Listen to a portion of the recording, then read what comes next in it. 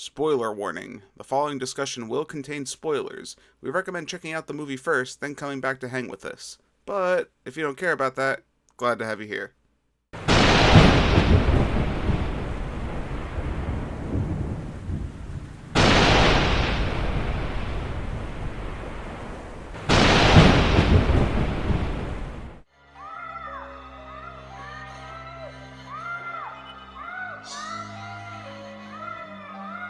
Jason. All right, everybody, welcome back to another episode of The Real Review. My name is Kevin. And I'm John. And we are The Real Movie Guys. Welcome to Real Terror Month, a series where we discuss movies that will send chills down your spine. On today's episode, we'll be taking a look at The Strangers. A young couple staying in an isolated vacation home are terrorized by three unknown assailants. So, John, we just got through a whole series here of some slasher movies, so I wanted to shake it up a little bit before we came to the end of the Real Terror Month by introducing a movie that, in my opinion, is pretty damn terrifying. So, The Strangers, the very concept is, what's scarier than not knowing someone's in the room with you? The whole concept of the story is simply, it's a home invasion story, right? You think they're not home, they're visiting at a house, but at the same time, they're doing their thing, their life's going on, whatever, and suddenly these people break in for no reason just to kill them. The concept itself is extremely terrifying, in my opinion. One scene that just creeps me out, it does, it genuinely creeps me out, is a scene where Liv Tyler, she's waiting for her boyfriend to come back. There's a whole plot with them, which we'll get into a little bit.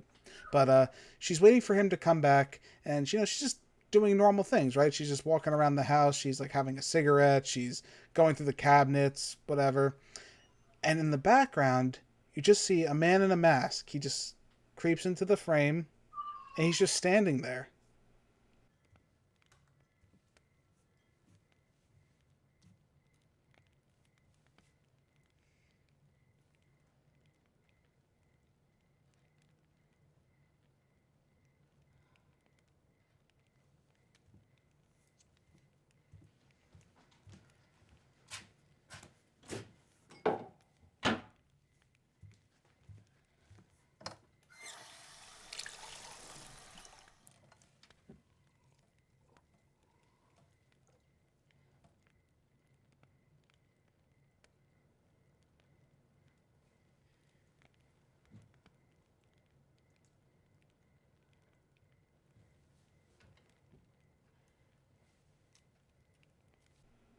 He's just literally standing there, not doing anything.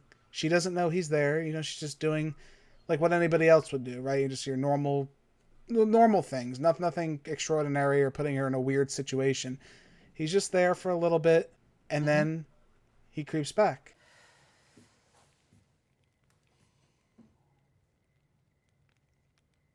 And by far, if you ask me, that's one of the most terrifying things that can happen to a person, is that unease and discomfort of not knowing what's there. And while a lot of the focus on this month has been horror, we haven't really touched on terror. We did previously a little bit when we talked about another one of my favorite movies, which is Jaws, where it's the fear of the unknowing, right? Not knowing what's going to happen to you, or not knowing what's coming after you. In Jaws, it's the shark. We never really see the shark, which wasn't a planned thing, but in this movie, it is planned. We don't know anything about these quote-unquote strangers. We just know there's a man in a mask.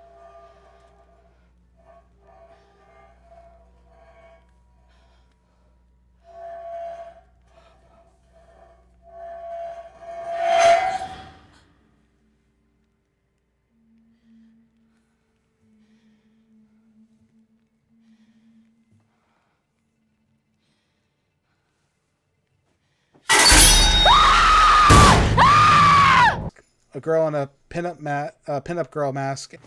Hello? Can you hear me? Hello? Please, answer me.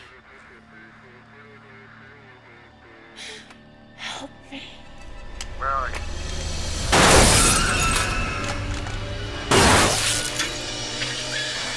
And a girl with a doll face mask. Why are you doing this to us?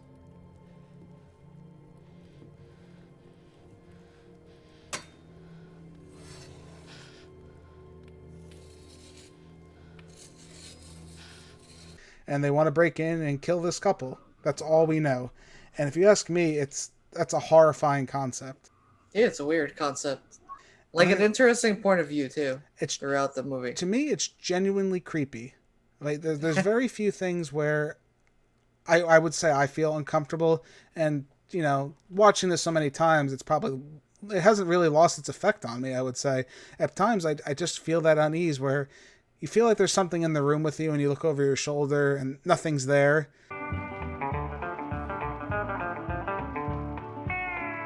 Dear old daddy, rest his soul, left my mom a heavy load.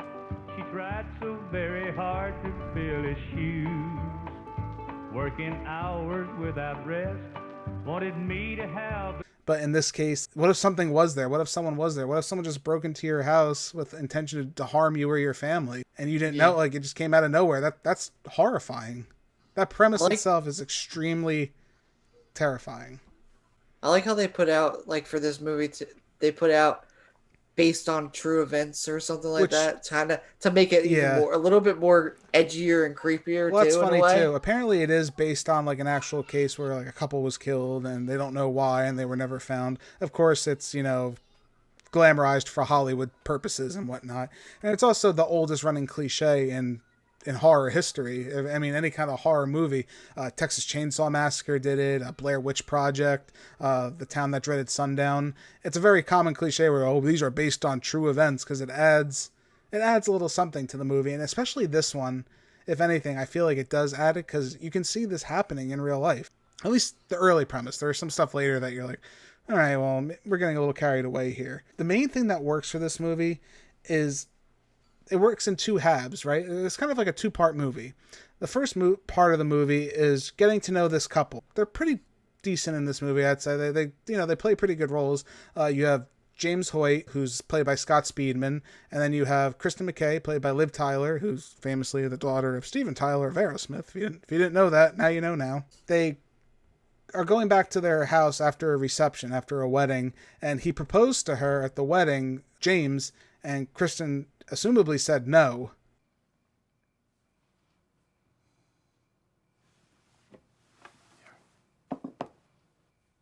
I can't keep it. I can't take it back. Please.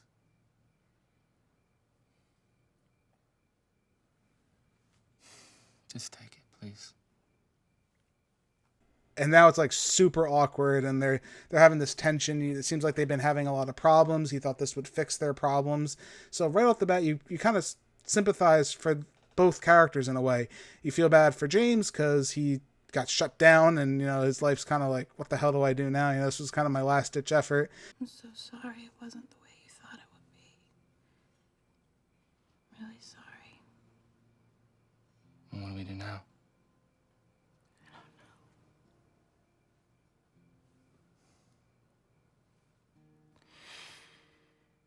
I'm just not ready yet. Okay.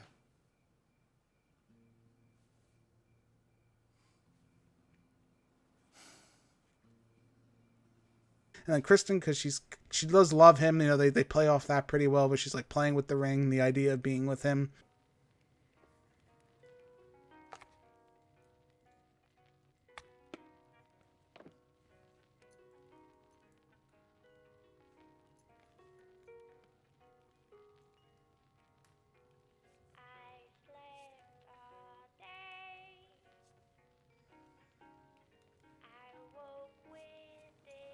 And you feel for her character a little bit.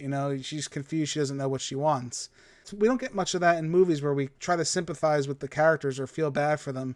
And before they can even get over this realistic life event, they get a knock at the door, and it's a girl trying to see if Tamara's home. Is Tamara here? No. No, you got the wrong house. You sure? Yeah. I'm sorry.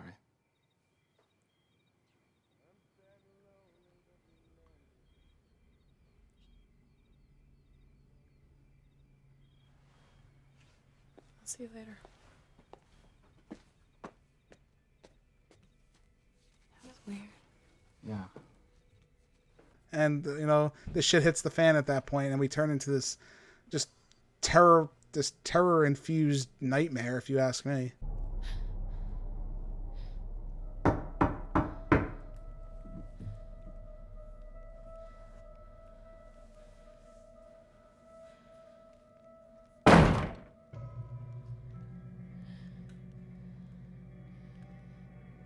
So there's a lot of things that work in this movie too, which the big thing they use is the lack of and use of score. If you remember early on when we talked about Friday the 13th, I like to compliment it when they wouldn't use a soundtrack, and there were times when they would use a soundtrack to signal something was coming. This movie does that excellently.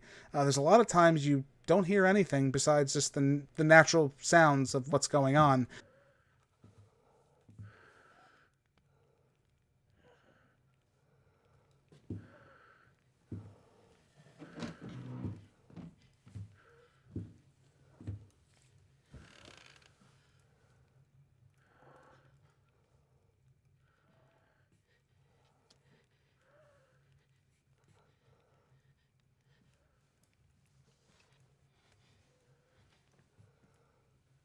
But then, the stronger moments, you start to hear, the soundtrack creep in.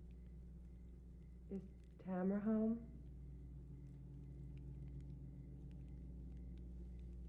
You already came by here. Are you sure?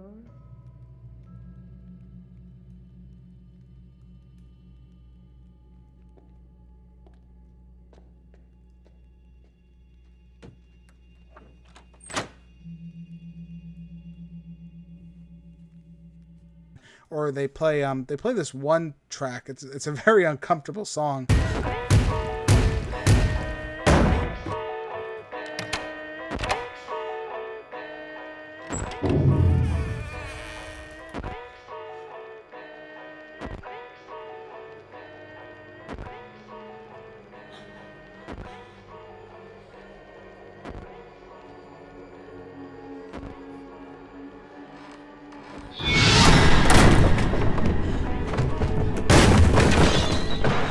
But they play this like old school track, and it plays over and over. It's just unsettling and creepy. I like when horror movies play with like the old, sounding kind of music like that. Overall, like I said, this movie's very atmosphere. Not so much the actions that are happening, because you can even argue the actions are kind of simple, right? They're not really over the top or anything too crazy, just some knife threats and some couple chases here and there, but it's really just the atmosphere that this movie creates that's so identifying and strong with it.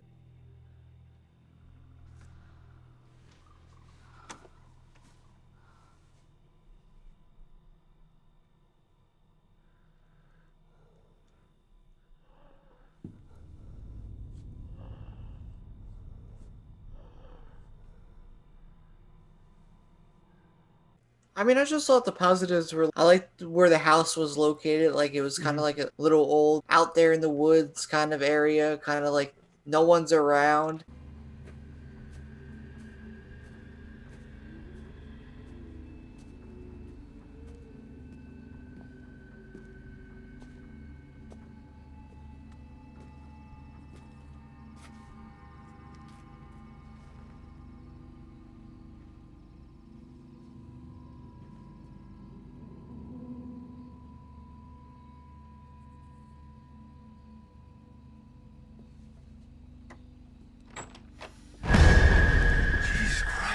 Doing? I'm sorry, I'm waiting for you. Right. And it was kind of also creepy with like the little swing set area and stuff.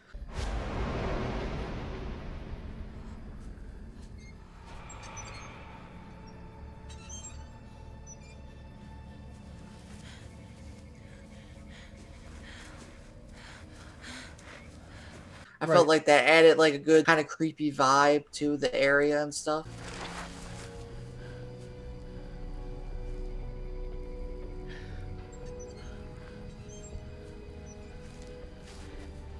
Right, and that's part Long of my driveway. And I agree with you. That's part of what I was saying with atmosphere. This movie just creates a setting and an atmosphere. It's very small, very localized. Don't need too much to, do what they're trying to portray here. It's almost as if it leans into horror cliches.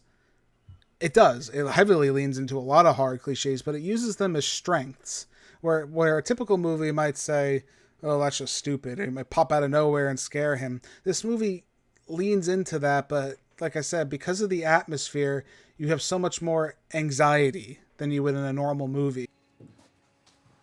Kristen.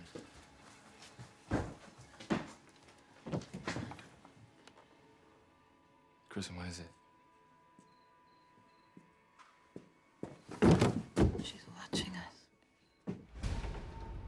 She looks like a ghost. You want me to go talk to her? They don't want to talk. Well, they want something. People just don't stand out there staring at us like that. They want something.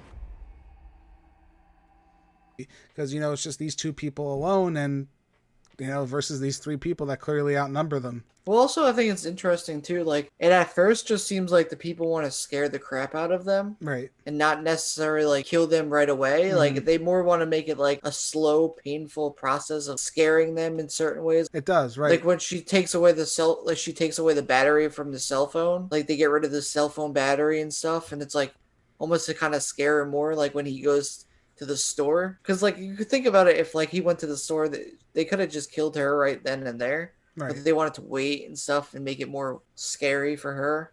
Right, and it's interesting because it plays into the whole terror aspect as well as why are they doing this? They ask them at the end of the movie before they're killed, because they are killed. Everyone dies. Everyone besides the murderers die in this movie. Or, well, she technically Liv Tyler survives.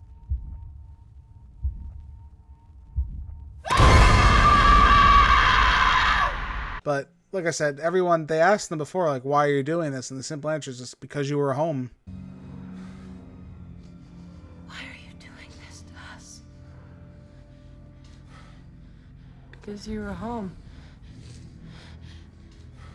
Yeah. And it's interesting because you see, like, there's these sick people. You don't know anything about them. Nothing's really revealed about their motive. Because how would we know it? You know what I mean? If it's going on that retelling a true event, we would have no idea what their motive was.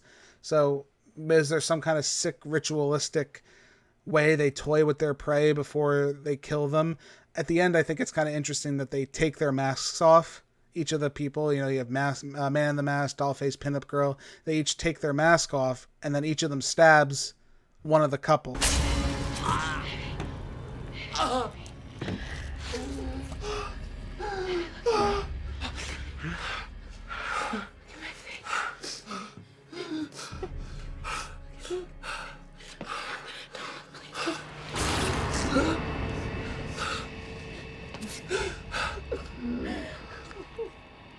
Like they stab one of them once and they look into their eyes as they kill them. Please, please.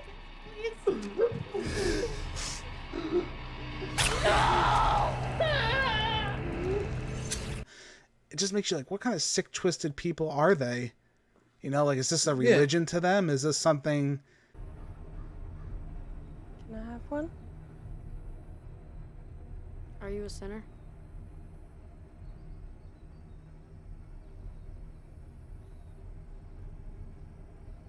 Sometimes.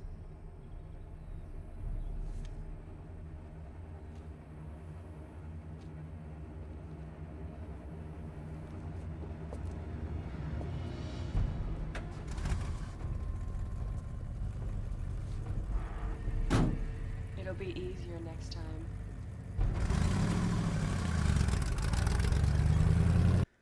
It's just it's very unsettling, and because, like I said, maybe because it is so realistic and something that really you could get away with in all fantasy booking. There you could get away with. Well, also the thing is too, like they only kill 2 people, but like 3 people die in the whole movie. Right. And the fact that like he shoots like his friend in the head shows you how nervous they really are. Right. So there's a scene where they, if anyone's familiar with it, Glenn Howerton's in this movie, who's from Always Sunny in Philadelphia. You're not a winner because you used to be popular in high school, but I think you peaked. Peaked? Peaked, D? Let me tell you something. I haven't even begun to peak. And when I do peak, you'll know. Because I'm going to peak so hard that everybody in Philadelphia is going to feel it. Which, makes me laugh. It's hysterical. They have James calls up, he's called Mike. Glenn plays a character, Mike. He calls him up to come pick him up because, the relationship's ending, come pick me up, whatever. He goes to the house and James shoots Glenn and kills him.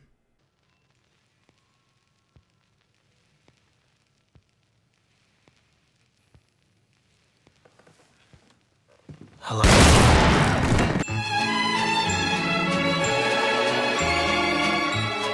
Because he thinks he's one of the killers because they don't know that he's there.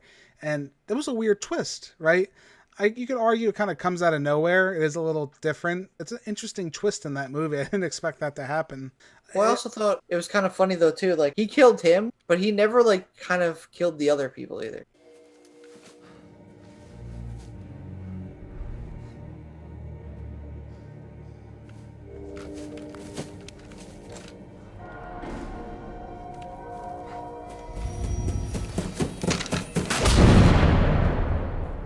Yeah, I mean, that's where we lean into some of the negatives where, there are some things where like, okay, it is a little bit unrealistic, especially towards the end. They kind of become, I don't know, a little supernatural to an extent where they like just appear and disappear.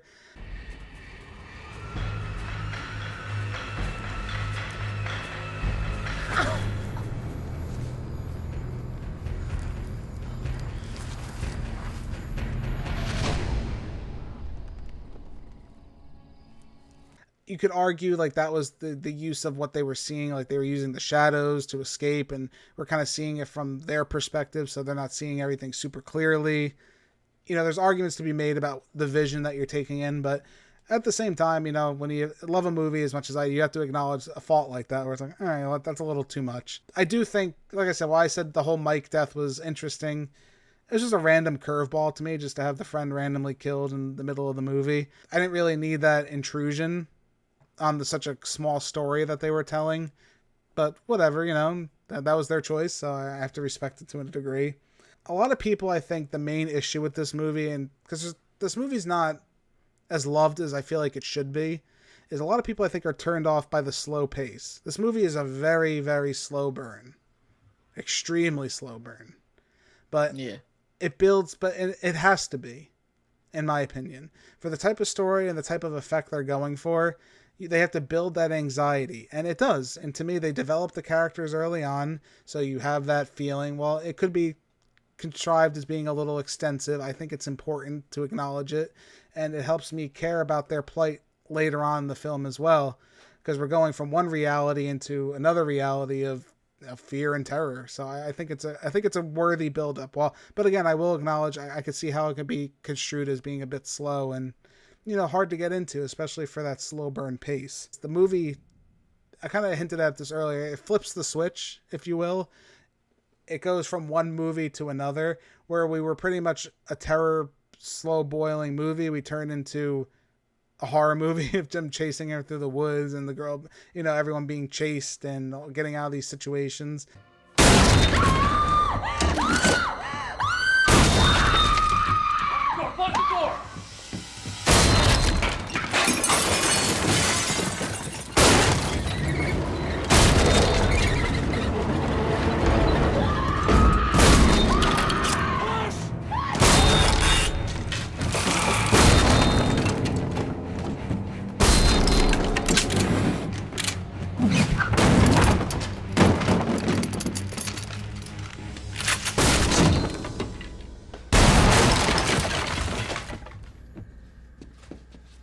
It kind of goes a little too cliche towards the end. While it does use them as strengths, I will admit it is a little too cliche at the end for me. Yeah, definitely. I feel like there's other weird things that happen in this movie, but like just sometimes you gotta like just not think about it logically.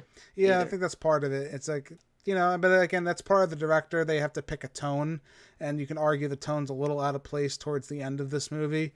It didn't stay consistent. I will admit it didn't stay as consistent as it would have wanted to have been just a sheer terror movie. It kind of leans a little too hard into the horror aspects towards the end of the film. So this is actually, in my opinion, it's just a very, very underrated movie. I think more people should watch it. And, it's actually very few times I'd recommend to watch a movie alone. This is one of those ones you watch alone. It's very unsettling, especially if you're alone by yourself. You might just like look over your shoulder and be like, okay, that's unsettling. But I think we're at that point, though, where we're going to give our final scores. I'm going to give The Strangers an A. Is Tamara home?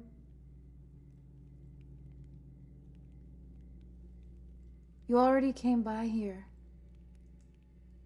Are you sure? I really love this movie. Especially this was a first-time director that even made this film. So I think that's even more interesting. He actually wrote and directed this movie, Brian Bertino, and I think he did an amazing job. It was an amazing effort.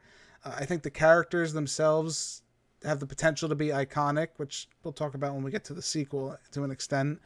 But like I said, the sheer terror of this movie. If you want to see something that's not the it is in a sense the typical cliche horror only towards the end, but that build up, that slow burn of terror is really strong in this movie, and extremely satisfying in my opinion. I thought the payoff was great.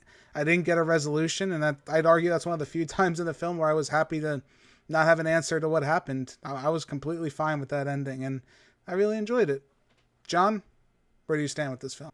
I actually give this movie a C. I'm not sure I even know how to load it.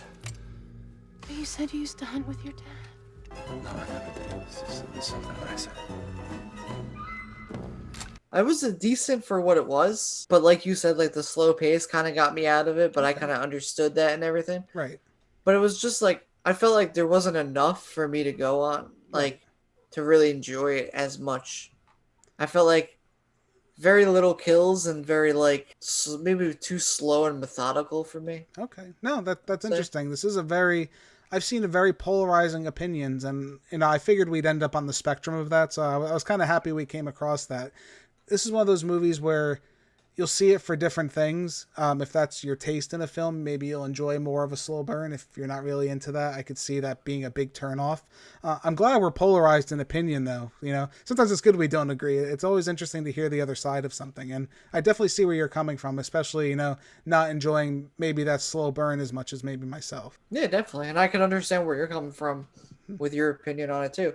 It's just, I feel like so many movies are also amazing with that, where people could watch movies, like a movie like this, and completely have one opinion or another opinion, or even some people could be even way lower on this movie than we are. Right. And I feel like that's what makes so many movies so good, that so many people could see it from so many different levels. I feel like that helps the movie out too. No, I completely agree. And also those difference opinion, that's why that makes us the Real Movie Guys.